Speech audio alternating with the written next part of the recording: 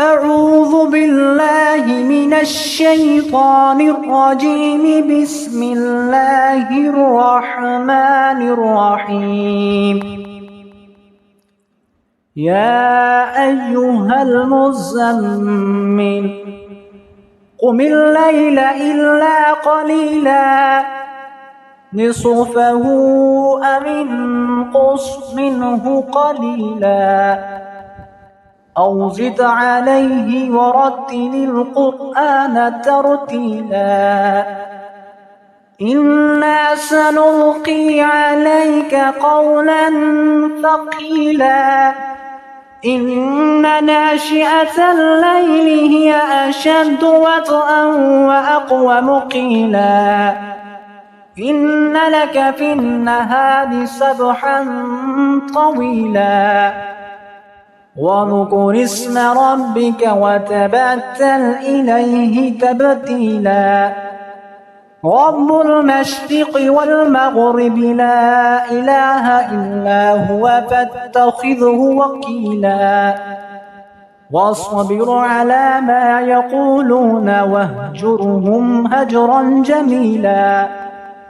وغرني والمكذبين أولي النعمة ومهلهم قليلا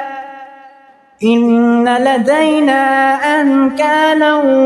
وجحيما وطعاما ذا غصة وعذابا أليما يوم ترجف الأرض والجبال وكانت الجبال كثيبا مهيلا إنا أرسلنا إليكم رسولا شاهدا عليكم كما أرسلنا إلى فرعون رسولا فعصى فرعون الرسول فأخذناه أخذا وبيلا فكيف تتقون إن كفرتم يوما يجعل الولدان شيبا السماء منفطر به كان وعده مفعولا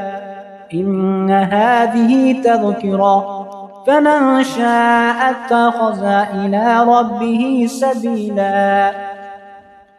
إن ربك يعلم أنك تقوم أدنى من ثلثي الليل ونصفه وثلثه وطائفة من الذين معك والله يقدر الليل والنهار علم أن لن تحصوه فتاب عليكم فاقرؤوا ما تيسر من القرآن علم أن سيكون منكم مرضى وآخرون يضربون